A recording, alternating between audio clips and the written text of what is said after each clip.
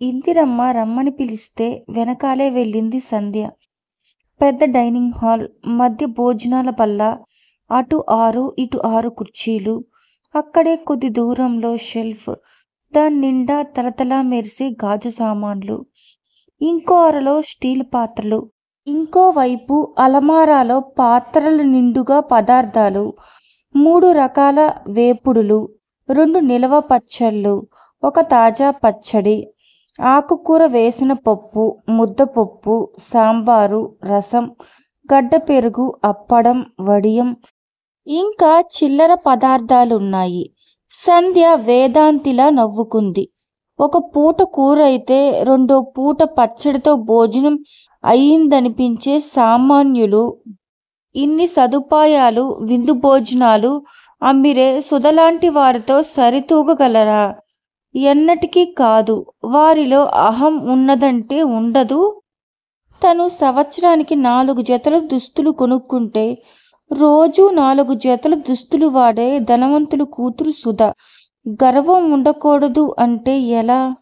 బస్సులో అయితే 2 అణాలు దండగని 2 మైళ్ళు నడిచే బీద పిల్ల తను.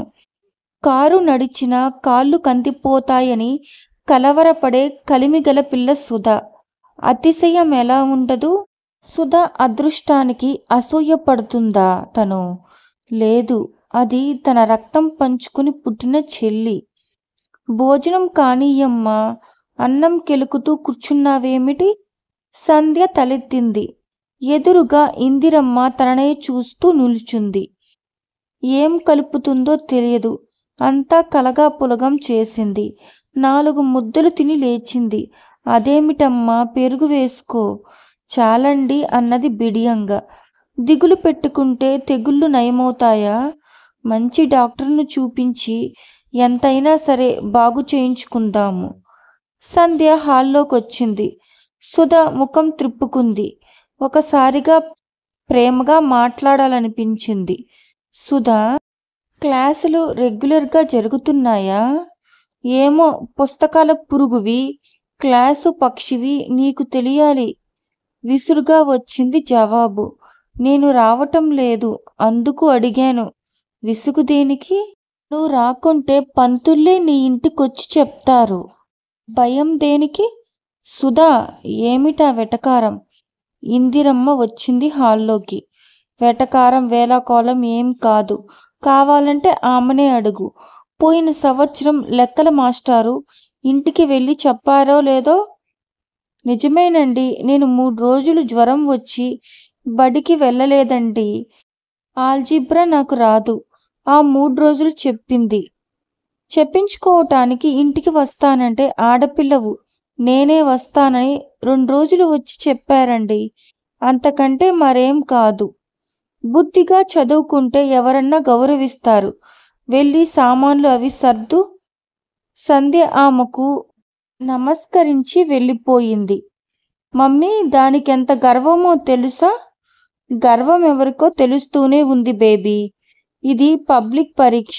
ఈసారి చదవకుంటే ఎలా పాస్ అవుతావు? పాసు పాసు ఒకటే గొడవ. విసుగ్గా తల్లి వంక చూచింది. ఇందిరమ్మకు కోపం వచ్చింది. నిగ్రహించుకుంది. నీ మంచి కోరే చెప్తున్నాను సుధా. ఒంటరిగా ఉన్నవారికి స్నేహితులు, పుస్తకాలు విజ్ఞానంతో పాటు మనోల్లాసం కూడా కలుగజేస్తాయి. కొన్ని మనము చూడని దేశాలు, వస్తువులు ఉంటాయి. అవి గ్రంథ పఠన ద్వారా కనులకు కట్టినట్టే చూస్తాము. జీవితంలో ఎదురయ్యే ఎన్నో సమస్యలకు పరిష్కార మార్గము లభ్యమవుతుంది. మాకు ఇంగ్లీష్ చదవటం, అర్థం చేసుకోవటం రాదు. అదొక్కటొస్తే ఇతర భాషల్లో ఉన్న గ్రంథాలు కూడా అనువదింపబడ్డాయి. అవన్నీ చదివే అర్హత సంపాదించుకోవాలి. చదువు కేవలం ధనార్జనకు, ఉదర పోషణ నిమిత్తం కాదమ్మా, విజ్ఞాన సముపార్జనకెంతో అవసరము. తల్లి మాట పూర్తి కాకముందే కూతురు పక్కున నవ్వింది. ఎందుకే నవ్వుతావు? తీక్షణంగా చూచింది. అమ్మా, నువ్వు టీచర్గా వెళ్తే చాలా షైన్ అవుతావు. వేణుగోపాలరావు గారు వచ్చారు. ఆయాసపడుతూ పడక కుర్చీలో కూర్చున్నారు. ఏం బేబీ, ఎవరు టీచర్ అంటున్నావు? డాడీ ఇందాక మమ్మీ భలే స్పీచ్ ఇచ్చింది. మీరు ఉంటే విస్తుపోతారు. మమ్మీ టీచర్ అయితే పిల్లలు బాగుపడతారంటున్నాను. కూతురు ఏదో పెద్ద విట్టు వేసినందుకని పగలబడి నవ్వారాయన. చేసిన నిర్వాకం చాలే. నీలాంటి దాన్ని బాగు చేయటం పుట్టించిన బ్రహ్మతరం కూడా కాదేమో. వెళ్ళి ఓ గంట చదువు. చూడు డాడీ, సెలవు రోజు కూడా ఏం చదువు? గోముగా తండ్రి వంక చూచింది. అవును ఇందిరా, సెలవు రోజు ఏం చదువు? వెళ్ళు ఏ సినిమాకో. చెంగున దూకుతూ మేడెక్కింది సుధ. దాన్ని పాడు చేసి అనక విచారిస్తే లాభం ఉండదు. అదేం పాడవుతుంది? నీకో పెద్ద అనుమానం. ఈ వయసులో కాక మరెప్పుడు తిరుగుతుంది ఇందిరా?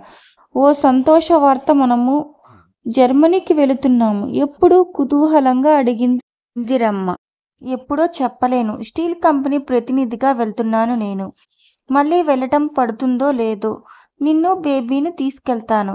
మన భారతదేశంలో ఏ పని చురుకుగా సాగుతుందని వీళ్ళు గవర్నమెంట్కు సెలెక్టెడ్ క్యాండిడేట్స్ లిస్ట్ పంపాలి. వాళ్ళు దాన్ని అప్రూవ్ చేయాలి. అప్పుడు మనము వీసాకి అప్లై చేయాలి. మనము స్వంత డబ్బులతో వెళ్ళినా ఆలస్యం అవుతుంది. మనము ప్రైవేటుగా వెళితే అక్కడి పరిసరాలు, ప్రదేశాలు సులువుగా చూడలేము. పాస్ అయితే జర్మనీ నుండి ఇంగ్లాండ్ వెళ్ళి దాన్ని స్విట్జర్లాండ్లో చేర్పించవచ్చు. మనకు అదొక్కటే తక్కువ. అది పాస్ అవ్వటం, మనం చూడ్డం. ఎందుకే అదంటే అలా విరుచుకుపడతావు? ఇంత ఆస్తికి వారసురాలా? ఆ మాత్రం పెంకితనం ఉండదేమిటి? రేపు ప్రైవేట్ మాస్టర్ని మార్పించుతున్నాను అన్నాడు సిగరెట్ తీస్తూ. మార్పించడం దేనికి? ఈయన చదువు బాగా చెప్పగలడేమో కానీ ప్రపంచ జ్ఞానము లేనివాడు. ఇంకొక ఆయన మంచి వ్యవహారకర్త. రేపు ఇది ఒక సబ్జెక్ట్లో తప్పే ప్రమాదమున్నా ఆయనే చూసుకుంటారు. ఓహో, అదా సంగతి. బావుంది. ఏమిటే బావుంది? అమ్మగారి అనురాగాలు, కూతురి రాగాలు. ఇందిరమ్మ మనసంతా వికలమైంది. ఆమె కళ్ళల్లో ఒకసారి సంధ్య రూపం తలుక్కుమని మాయమయ్యింది. ఏమిటి ఆలోచిస్తున్నావు? ప్రకాష్ హైదరాబాదులో ఉన్న మన బిజినెస్ బ్రాంచ్కి మేనేజర్ని చేశాను. అయినా అక్కయ్యకు తృప్తి లేదు.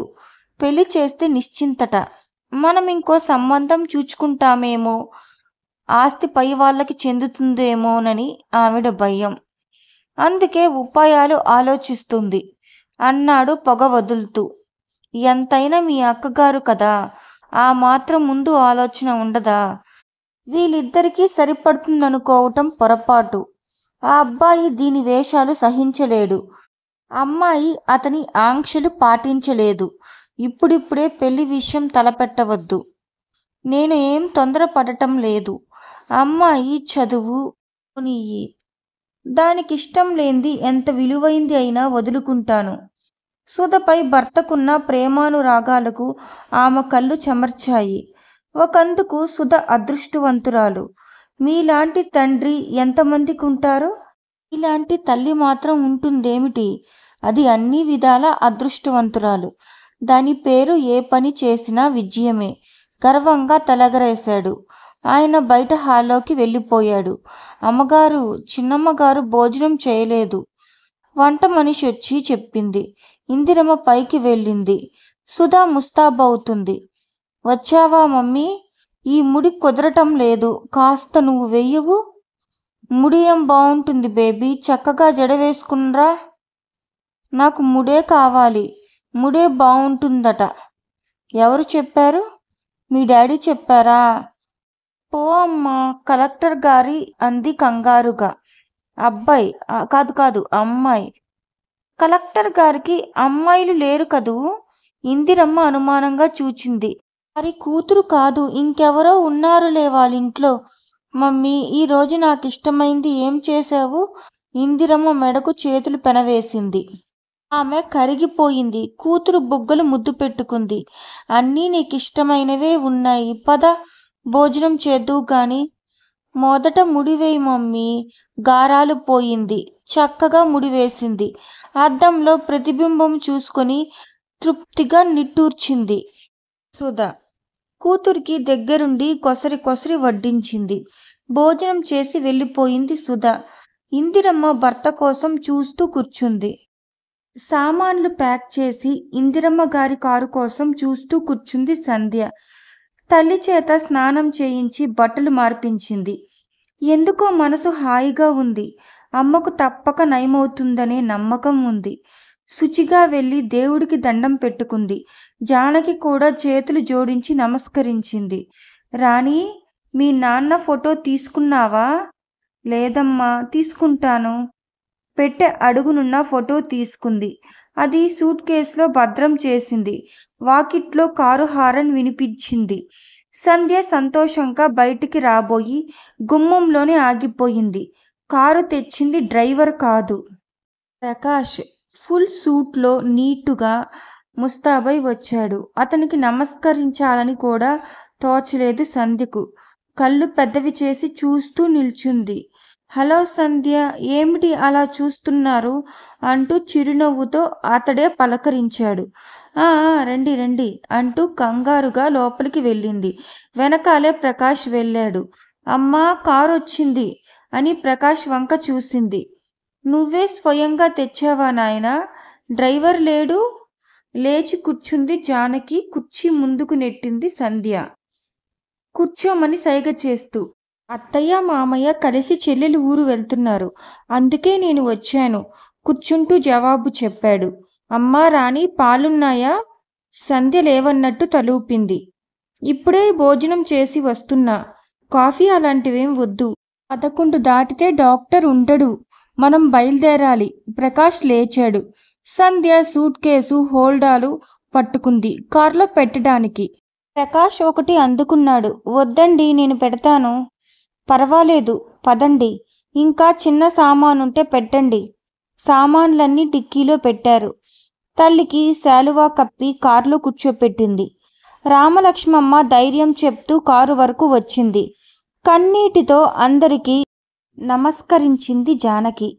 కారుతో పాటు సంధ్య మనసు కూడా పరిగెడుతుంది. అమ్మకు నయం కావాలి, తన చదువు సాగాలి. అమ్మను ఉద్యోగం చేయనివ్వకూడదు, ఆమెకు విశ్రాంతినివ్వాలి. నాన్నగారిని, ఆమె కష్టాలను మరిపింపజేయాలి. ప్రకాష్ పిలుపుతో ఈ లోకంలోకి వచ్చింది. మెడికల్ ఎగ్జామిన్ చేశాక హాస్పిటల్లో ఉండమంటే ఉంటారా? ఎలా బాబు, మందులు రాసివ్వమంటాను. అదేం లేదండి, త్వరగా బాగయ్యే పక్షంలో అక్కడే ఉంచుతాను. అవును, అదే బావుంటుందమ్మా. అత్తయ్య ఆ మాటే చెప్పారు. ఇంట్లో ప్రశాంతత ఉండదు. రెండోది, ఎప్పుడు పడితే అప్పుడు ఎవరొకరు వచ్చి విసిగిస్తారు. అతనితో సంధ్య ఏకీభవించింది. వారనుకున్నట్టే ఆమెను హాస్పిటల్లో చేర్చారు. సంధ్య ఎక్కడుండాలి అన్నది సమస్య అయ్యింది. ప్రకాష్ బలవంతం మీద వాళ్ళ ఇంటికే వెళ్లాల్సి వచ్చింది. అది వేణుగోపాలరావు గారి బంగ్లాయే. ప్రకాష్ నౌకర్లుంటారు. పెద్ద బంగ్లాలో ఒక్కర్తి ఉండాలంటే సంధ్యకు భయంగా ఉంటుంది. ప్రొద్దుటే హాస్పిటల్ నుండి వచ్చి కాలకృత్యాలు తీర్చుకొని పలహారము చేసి పడుకుంటుంది. 12ంటికి లేచి భోజనం చేసి మళ్ళీ హాస్పిటల్కు వెళ్తుంది. సాయంత్రం ఏ పండో తిని తల్లి దగ్గరే పడుకుంటుంది. జానకికి ఆహారం హాస్పిటల్లోనే ఇస్తారు. జానకిని చేర్చిన రోజు ఇల్లు చూపించి ఊరెళ్ళాడు ప్రకాష్. ఇంతవరకు తిరిగి రాలేదు. నౌకర్లు వంట చేసి సమయానికి అన్నీ అమరుస్తారు. జానకి వ్యాధి ఇది అని చెప్పలేదు. రక్త పరీక్ష, మూత్ర పరీక్ష జరుగుతుంది. అవసరమైతే ఫోటో కూడా తీయాలన్నారు. సంధ్య బల్ల దగ్గర కూర్చుంది. పింగాణీ ప్లేట్లో దోశ, పచ్చడి తెచ్చి పెట్టింది పని మనిషి. అమ్మాయి గారు, అమ్మగారికి ఎలా ఉంది? ఎలా ఉందని చెప్పను, 2-3 రోజులైతే చెప్పవచ్చు. మీరేమో రాత్రి అన్నానికి రావటం లేదు. చిన్నబాబు గారొచ్చి మమ్మల్ని కేకేస్తారు అన్నది వినయంగా. నాకు ఆకలిగా ఉండదు. అమ్మ వాళ్ళిచ్చే పళ్ళు అవి తినదు. అవి తింటున్నా. పలహారం పూర్తి చేసి లేచింది. తనకిచ్చిన గదిలోకి వెళ్ళింది. బీరువా, బల్ల, కుర్చీ అన్నీ ఉన్నాయి. ఏ కొరత లేదు. వెళ్ళి ప్రేమచంద్ రచించిన నిర్మల తీసింది. మునీష్ రాయ్ పాత్ర చూస్తే కోపం వచ్చింది. ముగ్గురు కుమారులుండగా తిరిగి వివాహం చేసుకున్నాడు. అర్థం లేని పని అనిపించింది. ఆ పైన చదవబుద్ధి కాలేదు. సంధ్య గుమ్మంలో నిలుచుని పిలుస్తున్నాడు. ప్రకాష్ ఉలిక్కిపడి లేచింది సంధ్య. రండి అన్నది ముసుగు సర్దుకుంటూ. వచ్చి కుర్చీలో కూర్చున్నాడు. అప్పుడే టూర్ నుండి వచ్చాడేమో. దుస్తులు తలరేగి ఉంది. ముఖంలో అలసట స్పష్టంగా కనిపిస్తుంది. వెళ్ళిన రోజే రావాలనుకున్నా, వీలు లేకపోయింది. అత్తయ్య మామయ్య రాలేదు. ఆలస్యమైంది. ఒక్కరే ఉన్నారు. అమ్మకెలా ఉంది? ఇంకా ఇంప్రూవ్మెంట్ లేదు అన్నది నిరాశగా. సరే, నెమ్మదిగా తగ్గుతుంది. రేపు అత్తయ్య రావచ్చు. మీకు సదుపాయంగా ఉందనుకుంటాను. చాలా బాగుంది. సుధా బాగుందా? దానికేం, పూల రంగల్లా ఉంది. ఏదో పిక్నిక్ ప్రోగ్రాం ఏర్పాటు చేసుకుంది. స్నానం చెయ్యాలి, వస్తాను. అతను వెళ్ళిపోయాడు. 12 గంటలకు పిలుపు వచ్చింది. వెళ్ళేసరికి డైనింగ్ హాల్లో ప్రకాష్ ఉన్నాడు. ఒక్కరే ఏం తింటున్నారో, రండి కూర్చోండి.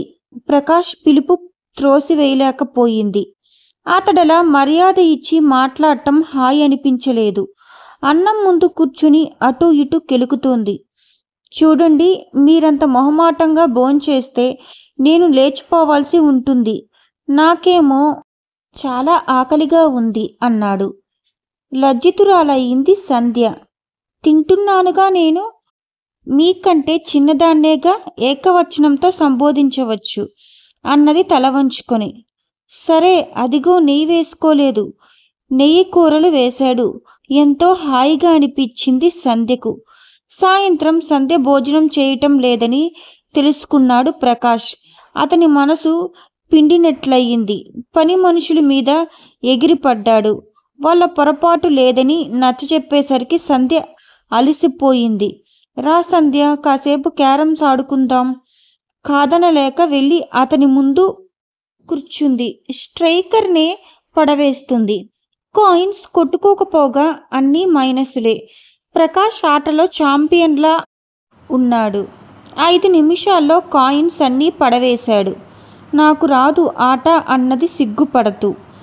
రాదు కాదు, మీరు, సారీ, నీవు పరధ్యానంగా ఆడుతున్నావు. చూడు సంధ్య, రోగాలు, నొప్పులు, బాధలు, బాధ్యతలు మనుషులకు కాక రాళ్ళకొస్తాయా? అనుక్షణం వానిని తలుస్తూ కూర్చోవద్దు. అతని స్వాంతన వచనాలు ఆమెలో దుఃఖాన్ని పైకి కెలికాయి. కన్నీరు జలజలా రాలింది.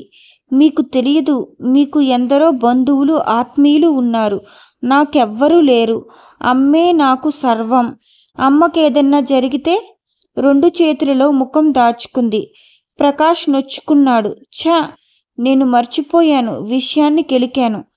అమ్మకు నయమవుతుంది సంధ్య, నువ్వేం దిగులు పడొద్దు. ముందుకు జరిగి ఆమె కన్నీరు తుడవాలన్నంత ఆవేశం పొంగింది. అణచుకున్నాడు. ఆదుకున్నామనే నేపంతో అవమానం చేసినట్టవుతుందని అనుకున్నాడు.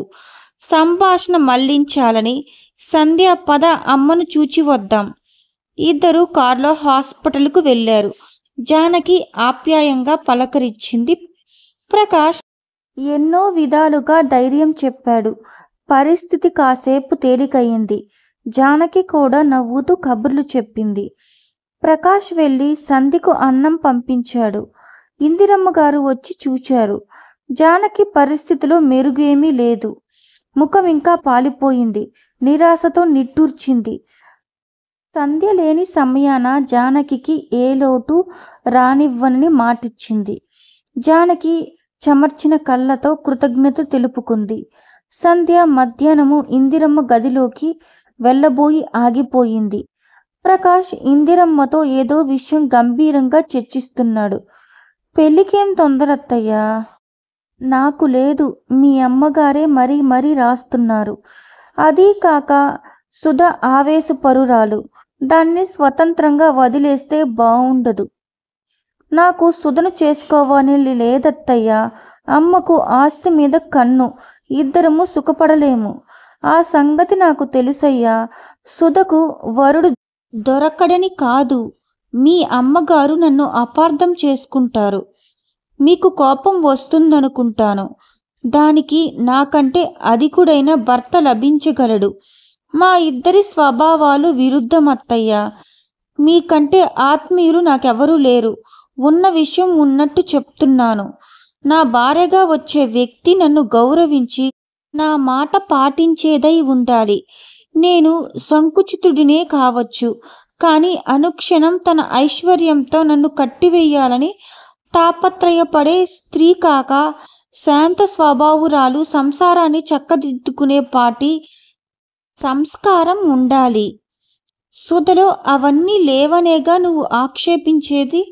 అంత మాట అనగలనా? మీ గారాబం అవన్నింటినీ అడుగున త్రుక్కింది. దాని మాటకు తాళం వేస్తూ ఒదిగి బ్రతికే వ్యక్తి అయి కావాలి, లేదా తన అధికారంతో మిమ్మల్ని దాన్ని అణిచివేసే వ్యక్తి అయినా కావాలి. ప్రకాష్, ఇన్ని మాటలెందుకు? దానికి నిన్ను చేసుకోవటం ఇష్టం లేదు. సరే, ఇష్టం లేని పెళ్లి చేయటానికి అంత అవసరం లేదు. నింద నా మీద రాకుండా మీ అమ్మగారికి నచ్చచెప్పు. మా పిల్లకు తగిన వ్యక్తిని మేము ఎంచుకుంటాము. ఈసారి కొంచెం రోషంగా వినిపించింది ఇందిరమ్మ గొంతు. ప్రకాష్ ఇంకా ఏదో నచ్చచెప్తున్నాడు. సంధ్య నెమ్మదిగా తన గదిలోకి వచ్చింది. ఎందుకో సుధ గుర్తొచ్చింది. స్కూలు, పిల్లలు, పాఠాలు తలుచుకుని బాధపడింది. అందరూ శ్రద్ధగా చదువుతుండవచ్చు అనుకుంది. మనసు మళ్లించటానికి మ్యాగజైన్ పట్టుకుంది. రాణి, ఏమిటి ఆలోచిస్తున్నావు? ఏం లేదమ్మా, తప్పించుకోజూచింది. ఎందుకు లేదు? ప్రకాష్ గురించి ఆలోచిస్తున్నావు కదూ? అమ్మా, ఆశ్చర్యపోయింది సంధ్య. అమ్మకెలా తెలిసిందని బాధపడుతున్నావు కదూ? నీ భావాలు చదవగలను తల్లి. నీలోని మార్పు గమనిస్తూనే ఉన్నాను. ఆలోచిస్తే మంచిదే, కానీ ఆశలు పెంచుకోకు తల్లి. త్రెంచుకోవటం కష్టం. ఏం జవాబు చెప్తుంది తల్లి దగ్గర? తన మనసుకు ముసుగు కప్పలేదు. ఎంత వద్దనుకున్నా ప్రకాష్ ఆమె తలుపుల్లోకి చోటు చేసుకున్నాడు. అమ్మా, ప్రకాష్ సుధ కాబోయే భర్తగా ఊహిస్తుందేమో. నెమ్మదిగా ఇందిరమ్మకు ప్రకాష్కు జరిగిన వివాదం వివరంగా చెప్పింది. ఆ సంగతి నాకు తెలుసు. ఇందిరక్క నాకు చెప్పింది. కానీ చూడురాని, ప్రకాష్కు నీకు మధ్య ఇనుప తెరలు దించారు. సంఘంలోని వ్యక్తులు అవి భేదించేందుకు ప్రాణాలు బలిపెట్టాల్సి వస్తుందేమో. దానికి ప్రత్యక్ష నిదర్శనం నేను, మీ నాన్నగారు. మా వారసత్వమే నీకు రావద్దు తల్లి. అమ్మా, అతని ఆత్మీయత, మాటల తీరు నన్ను ఆకర్షించింది. అంత మాత్రాన అతనికి అంకితమైపోయానా అమ్మా? నాకు తెలుసమ్మా, అంతస్తులు, ఆత్మాభిమానాలు, భిన్న ధృవాలు ఆలోచితంగా ఎప్పుడూ ప్రవర్తించను. మొదట నీ జబ్బు నయం కావాలి, నా చదువు కావాలి తేల్చేయబోయింది సంధ్య. అవన్నీ ఎలా జరుగుతుందో అలా జరుగుతాయి. రాణి, నిన్ను 2 కోరికలు కోరుతాను, నెరవేరుస్తావా? కాశీ మజిలే కథలా మాట్లాడుతున్నావు, నవ్వింది. ఏమ్మా? కాదమ్మా, సీరియస్గా విను. సుధను ఎప్పుడూ నీ చెల్లిగా ఆదరించు. దాన్ని కష్టాల్లో ఆదుకుంటావు కదూ. దానికేం కష్టం ఉంటుందమ్మా? ముందు చూపు లేని వారికి అన్ని కష్టాలే తల్లి అంటూ చెయ్యి చాపింది. తల్లి చాపిన చెయ్యికిచ్చి వేస్తూ, అమ్మా, దాని బాగోగులు నాకు తెలియదా? రక్తస్పర్శ నాలో లేదా అమ్మా? తెలుసు తల్లి, అందుకే నీకు చెప్తున్నాను. రెండో విషయం, వివాహానికి పూర్వము ఎవరెంత ప్రలోభము చూపినా జాగ్రత్తగా ఉండు అన్నది. నాపై నమ్మకం లేదా అమ్మా? నాకు నమ్మకం ఉంది తల్లి. వయసు అటువంటిది. అందమైన వయసులో ప్రతి వస్తువు అందంగానే కనిపిస్తుంది. అందాల తెరలు తొలగి వాస్తవాన్ని చూడాలి. అప్పుడే సుఖశాంతులు లభ్యమవుతాయి. నేనున్నా లేకపోయినా ఇందిరమ్మ గారి అండ నీకుంటుంది. ఆమెకు నువ్వంటే చాలా అభిమానం. మొదట చక్కగా చదువుకో. నీ బ్రతుకు నీవు బ్రతకగలిగే స్వయశక్తి సంపాదించుకో. తరువాత నీకు నచ్చిన వాడిని, నీ భావాలతో ఏకీభవించే వాడిని, నీ వరస్థితిని అర్థం చేసుకునే గలవాడిని వివాహం చేసుకో. ఎక్కువ మాట్లాడి ఆయాసపడవద్దు. నీ కోరిక ప్రకారమే చేస్తాను అన్నది తల్లి చేతులతో తన చేతులు పెనవేస్తూ. నాకు తెలుసు తల్లి, నీవు నా ఆశయాలను ప్రతిరూపమని. రఘుచంద్ర గుణాలు పునికి పుచ్చుకున్న పుత్రికవు అంటూ కూతురు తల వంచి ముద్దు పెట్టుకున్నది. రెండవ రోజు హాస్పిటల్కు వెళ్ళాలని తయారవుతుంది సంధ్య. ప్రకాష్ వచ్చాడు. సంధ్య, ఈరోజు 6 గంటలకు వెళ్ళకూడదు. ఎందుకు, ఏమైనా పని ఉందా? ఆశ్చర్యంగా చూచింది. ప్రకాష్ చెప్పబోయే తటపటాయించాడు. చెప్పండి, అవసరమైన పని అయితే ఆగిపోతాను. అవసరమైన పనులకే ప్రాముఖ్యం ఇవ్వటానికి మనము యంత్రాలమా? పోనీ ఏం పనో చెప్పండి. ఇంత చిన్న వయసులో ఇలా సతమతం అవడం సహించలేకపోతున్నాను. ఈరోజు మ్యాట్నీకి వెళ్దాము. రావాలి సంధ్య. సినిమాకా? విస్మయంగా చూచింది. ఏం రాకూడదు? నేను నిన్నేం కొరుక్కు తిననులే. అతడు కొంచెం విసుగుదల ప్రదర్శించాడు. అతన్ని అనుమానించటానికి తనేం చదువు సంస్కారం లేనిదా? పదండి, మీ మాటలు ఎందుకు కాదనాలి? అతడు ఆశ్చర్యంగా చూచాడు. బ్రతిమాలించుకుంటుందనుకున్నాడు. ఆమె వ్యక్తిత్వం, స్వశక్తిని నమ్మటం తలుచుకొని గర్వపడ్డాడు. ఇద్దరూ సినిమాకెళ్లారు. ప్రకాష్ జాగ్రత్తగా వ్యవహరించాడు. తనను నమ్మి మాట తీసివేయలేక వచ్చింది. ఆ నమ్మకం పటిష్టం చేసుకోవాలి. సంతానం సినిమా ఎందుకో చాలా నచ్చింది సంధ్యకు. ప్రకాష్కు నచ్చలేదు. శ్రీరంజని ఏడుపు ముఖంలో అలా ఉందేమిటి? సినిమాలో ఈ ఏడుపులు పెట్టుకుంటేనేం? హిందీ సినిమాలైతే ఎంత బావుంటాయి. సంధ్య చిన్నగా నవ్వింది. పొరిగింటి పుల్లగూర రుచట. ఏం కాదు, మ్యూజిక్ అవి ఎంతో బావుంటాయి. దేని అందం దానిదే. మీకు కోపం రాకుంటే ఓ విషయం చెప్పనా? కోపం దేనికి? ఒకవేళ అంత సీరియస్ కోవాల్సిన విషయం అయినా కోపం తెచ్చుకోనులే. మా హిందీ మాస్టారు ఎప్పుడూ స్పష్టంగా రాసిన వారికి మార్కులివ్వరు. గజిబిజిగా అర్థం కాకుండా ఉండాలి. ఆయన సరిగ్గా అర్థం కాని దానికే మంచి మార్కులిస్తాడు. అంటే నీ ఉద్దేశం హిందీ సినిమాలు అర్థం కాక నచ్చుతాయా? చాలామంది విషయం అదే చెప్తున్నా. మా అమ్మ స్నేహితురాలు ఒక ఆవిడ మా ఇంటికి వస్తే పాతాళ భైరవి, 10 కమాండెంట్స్ ఆమెతో చూచాము. పాతాళ భైరవిలో ఉన్న మంత్రాలు తంత్రాలు చూసి అసహ్యించుకున్న ఆమె, ఇంగ్లీష్ సినిమా కదూ, దాన్ని మెచ్చుకోవటం మొదలుపెట్టింది. అద్భుతమైన సెట్టింగ్స్ తప్ప 10 కమాండెంట్స్లో నాకు విశేషమేమీ కనిపించలేదు. పాతాళ భైరవికి ఇంగ్లీషు సినిమాకు పోలిక ఏం? ఎందుకుండకూడదు? దేని గొప్పతనం దానిది. మనకు అవకాశాలు లేవు కాబట్టి కనులు మిరుమిట్లు గొలిపే రంగులు, ప్రకృతి దృశ్యాలు చిత్రించలేనంత మాత్రాన చెత్త అనలేము. మరి నువ్వు తెలుగు భాషపై గల అభిమానంతో మాట్లాడుతున్నావు. మన భాషను అభిమానించలేని మీరు ఇతర భాషలనేం గౌరవిస్తారు? ఒకరిని చూచి ఒకరు పరభాషను గౌరవిస్తున్నామనే భావనను తమలో నాటుకుంటున్నారు. నిజానికి అది భ్రమ. గౌరవ సంఘంలో అందరితో ఏకీభవించకపోతే బావుండదని అలా నటిస్తున్నాము. విస్మయ విస్పార్తి నేత్రాలతో సంధ్యను చూచాడు. అమాయకంగా శాంతంగా ఉండే ఆమెలో ఇన్ని భావాలు నిగూఢమై ఉన్నాయా? మీకు కోపం వచ్చినట్టుంది అన్నది నొచ్చుకుంటూ. ఒకరి భావాలను ఖండించి కోపం తెచ్చుకునేటంత మూర్ఖుడిని కాదు. నీ వాదంలో కూడా బలం ఉంది. కానీ రాను రాను తెలుగు సినిమాలు చవకగా తయారవుతున్నాయి. దానికి కారణం ప్రేక్షకులే. హిందీ, ఇంగ్లీష్ అంటూ మొగ్గబడుతున్నారు. అది చూచి మన నిర్మాతలు వారిని వీరిని అనుకరిస్తూ తెలుగు సినిమాలని కూని చేస్తున్నారు. మనలాగే వాళ్ళు పొరపాటు పడుతున్నారు. వ్యక్తిత్వం స్థిరంగా ఉంచుకుంటే ఏదైనా చెయ్యవచ్చు. అవును, నువ్వు చెప్పింది నిజమే అనిపిస్తుంది. కారు హాస్పిటల్ ముందు ఆగింది. నేను వెళ్ళాలి సంధ్య.